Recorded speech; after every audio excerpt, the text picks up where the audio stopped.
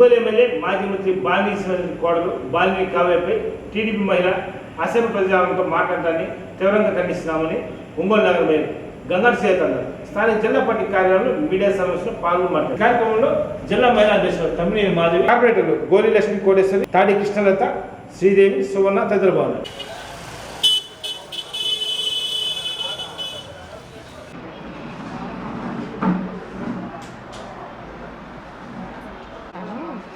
ఇది నేను చూపించి పెడతాను.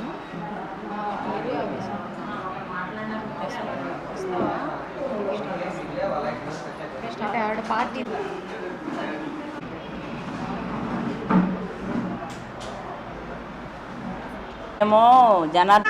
మీడియా మిత్రులకి నమస్కారం. ఈ యొక్క సమావేశానికి ప్రెస్ మీట్కి ముఖ్య ఉద్దేశం, మరి రాత్రి జరిగిన సంఘటన ఇంచుమించుగా మరి ఆంధ్ర రాష్ట్ర ప్రజలందరికీ కూడా తెలిసిందని చెప్పడం వల్ల ఎలాంటి అతిశయోక్తి లేదు. ఎందుకంటే గత 3 నెలల నుంచి బాలినేని గారి యొక్క కోడలు ఒక సైడు, వారి సతీమణి మరొక సైడు, అలాగే మరి ఎలక్షన్ క్యాంపెయినింగ్ చేస్తూ ప్రతి డివిజన్కి తిరగడం జరుగుతుంది. మరి ఏ డివిజన్లో తిరిగినా కూడా వారికి ప్రజలందరూ కూడా మరి బ్రహ్మరథం పడుతున్నారు. మేము రోజు రోజుకి కూడా ఒక పక్క సిద్ధం సభలు, మరొక పక్క ప్రతి డివిజన్లో మరి యొక్క ఆ నాయకులు కానివ్వండి, అలాగే ఎమ్మెల్యే అభ్యర్థులు కానివ్వండి, వాళ్ళ కుటుంబ సభ్యులు కానివ్వండి, అన్ని చోట్ల కూడా మరి క్యాంపెయినింగ్ చేసుకుంటున్నారు. మరి గ్రాఫ్ పెరుగుతుంది, మాకు ఎన్ని సీట్లు వస్తాయని మేము ఆనందంలో మరి ముందుకు పోతూ ఉంటే మరి నిన్న చాలా దురదృష్టకరమైన సంఘటన జరగడం మనకు అందరికీ తెలుసు.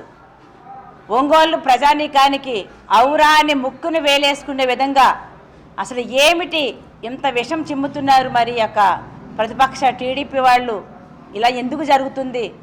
గతంలో మరి 5 సంవత్సరాలు వెనకపోయినట్లయితే కమ్మపాలెం సంఘటన ఎవరు కూడా మర్చిపోలేదు.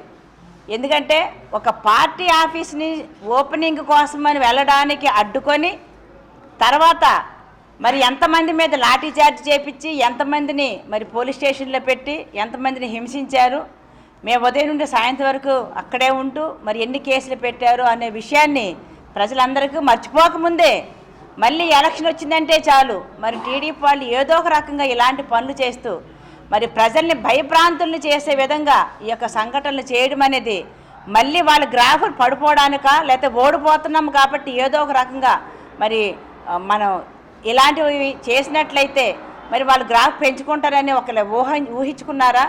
లేదంటే ఇక ఓడిపోతున్నాం కాబట్టి ప్రజల్లో ఏదో 4 రోజులు నానితే బాగుంటుందని అనుకున్నారు, తెలియదు. కానీ మరి కావ్య అనే పేరు ఈ రోజున అందరిలోనూ కూడా ఒక మంచి అమ్మాయిగా, అలాగనే మంచి స్టార్ క్యాంపెయినర్గా మరి ప్రజల్లో దూసుకుపోతూ ఒక మంచి పేరు తెచ్చుకుంటూ ప్రతి ఇంటిని కూడా తన చిరునవ్వుతో మరి పలకరిస్తూ ఓటు అడుగుతున్న క్రమంలో మరి నిన్న మనకు తెలుసు 37 డివిజన్కి వెళ్ళడం, మరి రోజు వెళ్ళే విధంగానే మరి వెళితే మరి అక్కడ ఉన్నటువంటి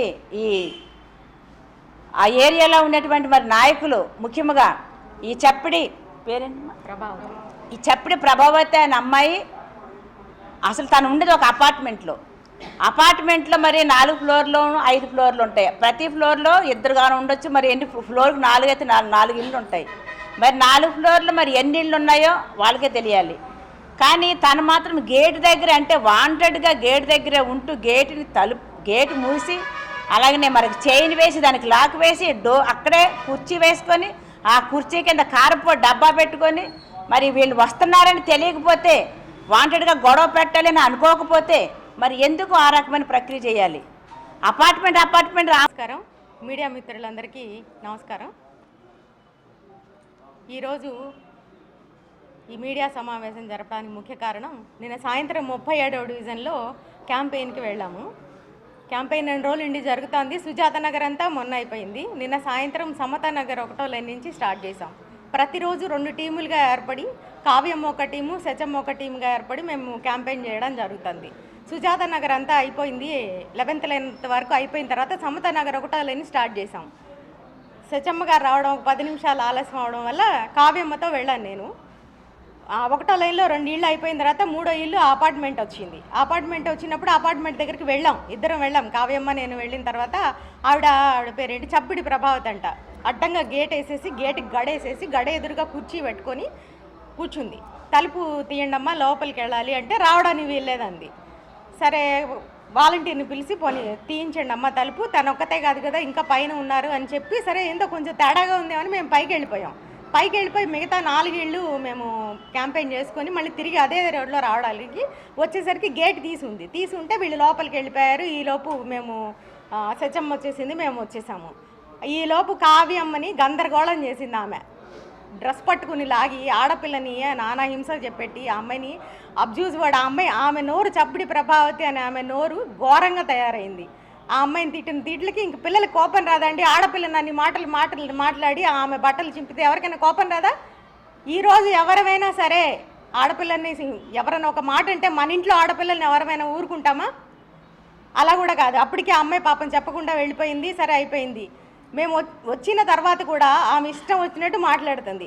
అమ్మ చప్పిడి ప్రభావతి అంట ఆవిడ పేరు. ఇంతవరకు నువ్వెవరో కూడా నాకు తెలీదు. నేను ఏ రోజైనా చూసావా మమ్మల్ని? ప్రతి ఒక్కళ్ళని నానా దుర్భాషలు ఆడుతుంది. నిన్నటికి పొద్దున ప్రెస్ మీట్ పెట్టింది. అందరినీ నా కొడకల్లారా అంటుంది. వైసీపీ నా కొడకల్లారా, వైసీపీ గుండాలారా, వైసీపీ మూకల్లారా అంటుంది. మా హస్బెండ్ని గోలి తిరుపతిరావు అంట. ఒరే గోలి తిరుపతిరావు నా కొడక అంటుంది. ఏం తల్లి ఎంతమంది కొడుకులు ఉన్నారు నీకు ఒంగోలులో? ఏం మాట్లాడుతున్నావు? ఒళ్ళు దగ్గర పెట్టుకుని మాట్లాడు. ఒక ఆడపిల్లవి నువ్వు కూడా మాట్లాడుతున్నావా? నీకు భర్త పిల్లలు ఇద్దరు ఉన్నారు. నీ పిల్లల్ని నీ భర్తని ఎవరన్నా మాట్లాడితే నువ్వు ఊరుకుంటావా? నేను ఈరోజు చూస్తున్నాను, ఒక్కసారి వినండి మీరు.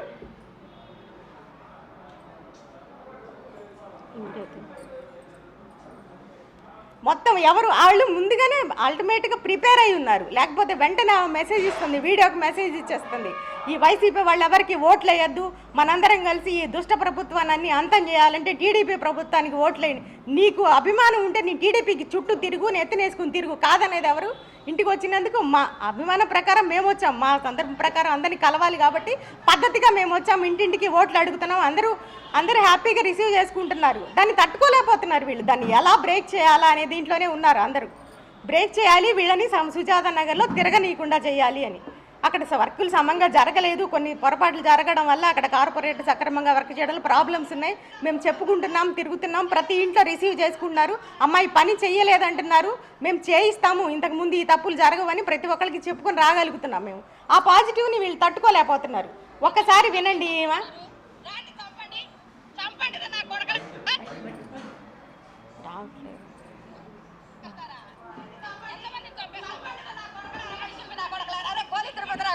నువ్వు మొబైల్ అయితే రారా నా కొడుకుల మీదకి వచ్చి చంపరా. నువ్వు నీ కొడుకులు ఉంటారేమో నేను చూస్తాను. లంచా కొడక మమ్మల్ని లేకుండా చేయాలనుకుంటుంటావరా నువ్వు? ఎంతమంది వైసీపీ నా కొడుకులు వస్తారా? జగన్ అంతం అవ్వాలంటే వైసీపీకి ఒక ఓటు కూడా రాష్ట్రంలో ఎక్కడా కూడా లేకుండా చేయాలనుకుంటుంటావరా నువ్వు? ఎంతమంది వైసీపీ నా కొడుకులు వస్తారా? జగన్ అంతం అవ్వాలంటే వైసీపీకి ఒక ఓటు పడకుండా రాష్ట్రంలో ఎక్కడా కూడా. అరే ఓరే అని ఇందులోనే మాట్లాడుతున్నది, బూత్ మాటలు ఇందులోనే మాట్లాడుతున్నారు. ఇంకా మీకు ఏం చూపించాలి? నీ కొడుకుల సంగతి నీ సంగతి చూస్తాను రా అంటుంది. ఏ రోజైనా నువ్వు అసలు తెలుసమ్మా? ఆడదానివి కదా, ఎలా మాట్లాడాలో తెలియదా నీకు? సభ్యత సంస్కారంతో మాట్లాడండి అమ్మా. మాట్లాడదలుచుకుంటే మీకు అభిమానం ఉంటే మీ టీడీపీని నెత్తినెక్కించుకొని తిరగండి. మేము కాదనట్లేదు. మీ నాయకుడు చెప్తున్నాడు కదా, ఆడవాళ్ళని ఎదురేసుకుని తిరుగుతున్నారు, ఆడవాళ్ళని అడ్డం పెట్టుకుని రాజకీయం చేసుకుంటున్నారని. ఆడవాళ్ళంటే అంత హీనమయ్యా మీకు? 50% ఆడవాళ్ళు ఉన్నప్పుడు మేమందరం రామా? కార్పొరేషన్లో 50% కార్పొరేటర్లు ఉన్నాం, మేము రామా? 50%, 90% మనమే ఉన్నాం. మేమే ఉన్నాం, మరి రామా? మా అందరినీ కించపరిచినట్టే ఆడవాళ్ళని అడ్డం పెట్టుకుని రాజకీయం చేస్తున్నారని మా వాసనని తిడుతున్నారు అంటే మీకు అర్థం ఉండాలిగా. మీ పక్కన లేరు ఆడవాళ్ళు? వాళ్ళు కాదు ఆడవాళ్ళు?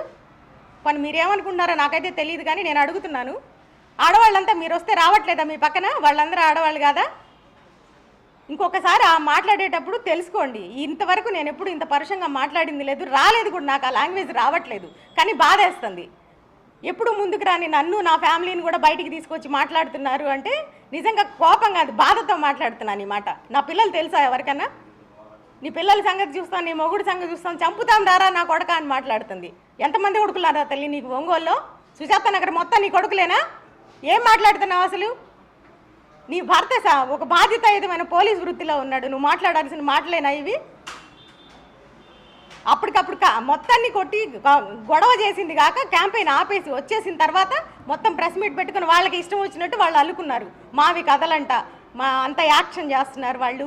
బాలినేని శ్రీనివాసరెడ్డి యాక్షన్ చేస్తున్నాడు. కూర్చొని సూక్తి ముక్తాలు చదువుతున్నాడు ఇప్పుడు దామసాలి జనార్దన్ గారు. వినండి, తెలుసుకోండి, ప్రజలంతా తెలుసుకోండి, ఏది నిజం ఏది అబద్ధం అనేది తెలుసుకోండి. ఇంతవరకు నేను ప్రత్యక్షంగా ఎప్పుడు చూడలేదు, పరోక్షంగా చూసి క్యాంపెయినింగ్ ఎలా ఉంటుందేమో అనుకున్నాను. ఈరోజు నేను ప్రత్యక్షంగా చూశాను ఇంత ఘోరంగా ఉంటుందని. ఎక్కడో 2 బజార్లు అవతరున్నాం, నేను మా వారు సత్యమ్మ అందరం. అప్పుడు వాళ్ళు కొట్టుకున్నారని తెలిసి బయటికి తీయడానికి వచ్చారు. నేనైతే అక్కడే ఉన్నాను. మా మీద కూడా కేసు పెట్టారు. ఓకే, నేను కాదనట్లేదు, కనీసం నిజం తెలియాలి కదా ఏం జరుగుతుంది అనేది కూడా. మీరు ఏది చెప్తే అది చెప్పుకొని మీ నోటుకు వచ్చింది మాట్లాడుకుంటే నిజాలు అయిపోవు. ప్రజలు ఉన్నారు, తెలుసుకుంటారు, ప్రతి ఒక్కళ్ళు ఆలోచించగలరు. జనాలు ఎప్పుడు తెలియలేని వాళ్ళు కాదు. మీరు చెప్తే నమ్మడానికి ఏదైతే జరగడానికి మీలో భయం మొదలైంది. ఓడిపోతామన్న ఓటమి భయంతో మీరు ఇలాంటి పనులన్నీ చేస్తున్నారు. మానుకోండి. ఎవరిని ఓడించలేరు, ప్రజలు మాత్రమే ఓడించగలుగుతారు. ప్రజల తీర్పు త్వరలోనే ఉంటుంది. 2 నెలలు ఆగండి, మీ సంగతి తెలుస్తామని బెదిరిస్తున్నారు. చూద్దాం, 2 నెలలు ఆగండి, ప్రజల తీర్పు ఎలా ఉంటుందో చూద్దాం. ప్రజల తీర్పుని బట్టే అప్పుడే మాట్లాడుకుందాం. కాకపోతే అప్పటి వరకు మీరు ఇలాంటి హింసా రాజకీయం చేయాలని మాత్రం చూడొద్దు. చూస్తూ ఎవరు ఊరుకోరు. ఈరోజు ప్రెస్ ముఖంగా నేను నమస్కారం. ఈరోజు ఈ పత్రికా సమావేశం నిర్వహించడానికి కారణం నిన్న జరిగిన ఇన్సిడెంటు. దానిలో ముఖ్యంగా మేము చెప్పేది ఏంటంటే, ఏ పార్టీ అయినా కానీ స్వేచ్ఛగా ఆ పార్టీ గురించి వాళ్ళ విధి విధానాల గురించి జనంలో ప్రచారం చేసుకుంటూ ఓట్లుని తీసుకోవడానికి క్యాంపెయిన్ చేసుకోవడం అనేది సర్వసాధారణమైన విషయం. మరి దానిలో భాగంగా గత 2 నెలల నుంచి కూడా వైఎస్ఆర్ కాంగ్రెస్ పార్టీ తరఫున మా ప్రీతమ నేత, మా మాజీ మంత్రివర్యులు, మా శాసనసభ్యులైనటువంటి మా వాసన్న గారి సతీమణి శశిదేవి గారు, అలాగే ప్రణీత్ బాబు గారి సతీమణి శ్రీ కావ్యమ్మ గారు ఇద్దరు కూడా 2 నెలల నుంచి క్యాంపెయిన్ జరుగుతూ ఉంది ఒంగోలు పట్టణంలో. చాలా చక్కగా కూడా క్యాంపెయిన్ జరుగుతూ ఉంది. మంచి స్పందన కూడా మాకు పార్టీ తరఫున ప్రజల నుంచి అందుతూ ఉంది.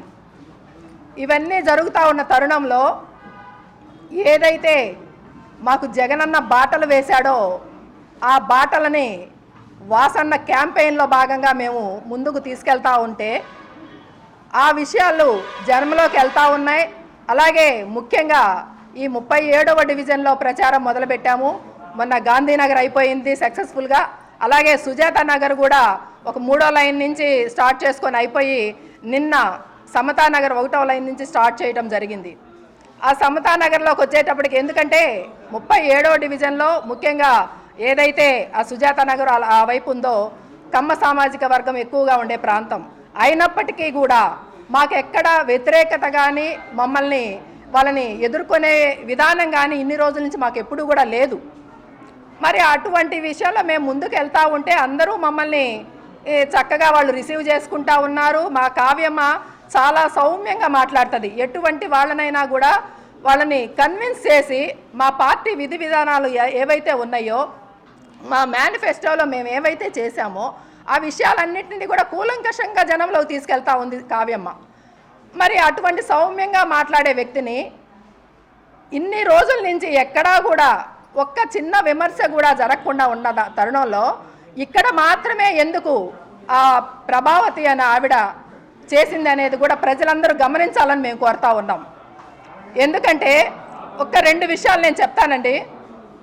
క్యాంపెయిన్ ఏదైతే జరుగుతూ ఉందో ఇక్కడ నిన్న జరిగిన గత 1 వారం 10 రోజుల క్రితం 1వ తారీఖున జరిగిన వాలంటీర్లని ఎలక్షన్ కమిషను ఈ పెన్షన్లు పంపిణీ చేసే దానిలో దూరంగా పెట్టడం జరిగింది. అది అందరూ మనకు తెలిసిన విషయమే. దానిలో భాగంగా వాలంటీర్లు అందరూ కూడా మనస్తాపానికి గురై ఖచ్చితంగా మేము చేసే సేవని అడ్డుకున్నారు కాబట్టి మాకు ఈ వాలంటీర్ పదవులు అవసరం లేదని స్వచ్ఛందంగా రిజైన్ చేసి పార్టీకి అండగా ఈ రోజు నిలబడ్డారు వాళ్ళు.